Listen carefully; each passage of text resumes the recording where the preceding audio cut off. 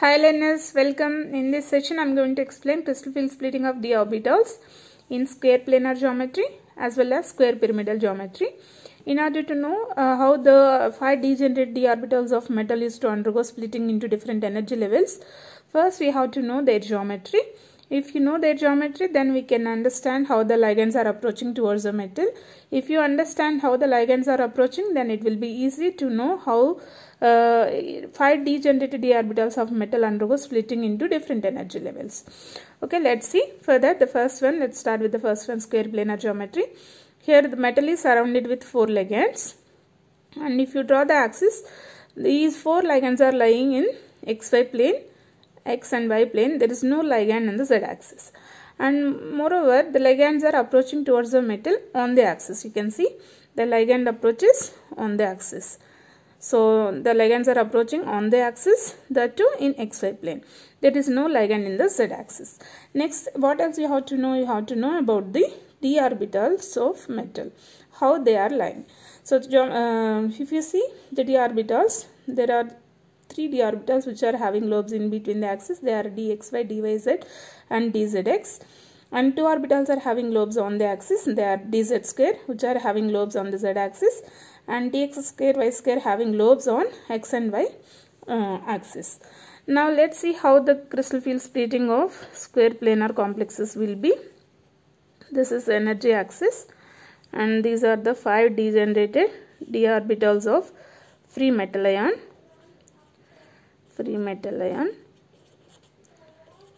And when they are placed in crystal field, and means when the ligands are far away from the metal, they shows spherical crystal field. So in presence of spherical crystal field, they gain more energy and occupies the higher energy level. Now let's discuss how the splitting will be. They undergo splitting into, first, who is experiencing more repulsive forces, they will get more energy. And out of these 5 d orbitals, the dx square y square orbital is having lobes on the axis, and moreover it is in xy plane. So you can say that dx square y square orbital of the metal is to get more repulsive forces because of these 4 ligands, because they are lying in xy plane. Moreover, they are approaching metal on the axis. So we can expect that dx square y square orbital will occupy highest energy. Why? Because it is experiencing more repulsive forces from the ligand. Next one, the one which is having lobes in xy plane. Who is having lobes in xy plane? dxy. So dxy will get more energy. It is also having more repulsive forces, even though the lobes are not on the axis, but they are lying in xy plane. That's the reason. And after that, the one which gets energy is dz square, because dz square lobes are lying on the axis, and here the ligand approaches on the axis, even though they are not in xy plane, but they are approaching towards the metal on the axis. So next, which gets repulsive forces means after dxy, dz square. And the least repulsive forces are experienced by dyz and dzx. Why? Because they are having lobes in between x and y and z planes, and there is no ligand in this direction. Only one of its lobes are being gets repulsive forces from the ligand. That's the reason why they occupies the least. They get least repulsive forces and occupies the lowest energy level. So in this way, the 5 degenerated d orbitals of square planar complex metal in presence of square planar crystal field environment undergo splitting into 4 different energy level. Which one is getting higher energy here? dx square y square orbital, followed by dxy, then followed by dz square, followed by dyz and dzx. Now let's discuss about crystal field splitting of d orbitals in square pyramidal geometry. Further, let's see how the geometry will be.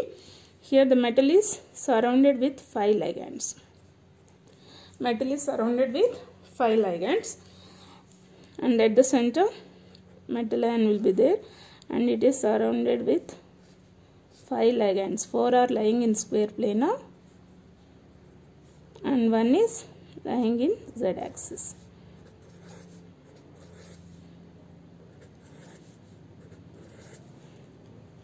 If we know how to arrange the ligands in this way, it will be easy for you to understand which orbital of metal is to get more repulsive forces and which orbital is to get less repulsive forces. These are the three axes, X, Y and Z. You can see in X and Y, all ligands are approaching on the axis. All are approaching on the axis.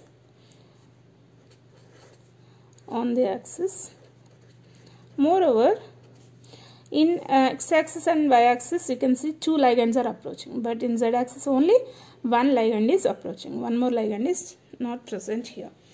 Now let's see how the crystal field splitting in case of square pyramidal geometry. This is energy axis, 5 degenerated d orbitals, metal d orbitals in presence of spherical crystal field. Now who will get more repulsive forces? You know about the d orbitals of metal here, and here if you see, the 4 ligands are in xy plane and all are approaching on the axis. So the orbital which is having lobes on xy plane, in xy plane and on the axis are dx square y square. So here dx square y square will occupy highest energy because it is having more repulsive forces again. And after this, you can see in z axis there is one ligand approach. So here one orbital we have where the lobes are lying on the z axis and it will get more repulsive forces here, dz square. And after this, you can see in xy plane we have 4 ligands. So the other orbital who is getting more repulsive forces now are dxy, and out of all who is getting least repulsive forces again dyz and dzx. Very simple. In this direction you have only in yz or z axis only 3 ligands are approaching, but in xy 4 ligands are approaching. In z square one direct ligand approaching on the axis, but in x square y square orbital 4 ligands are approaching on the axis. That's the reason why the crystal field splitting of the orbitals in square pyramidal geometry will be in this way. Again in this case also metal degenerated d orbitals of 5 will undergo splitting into 4 different energy levels.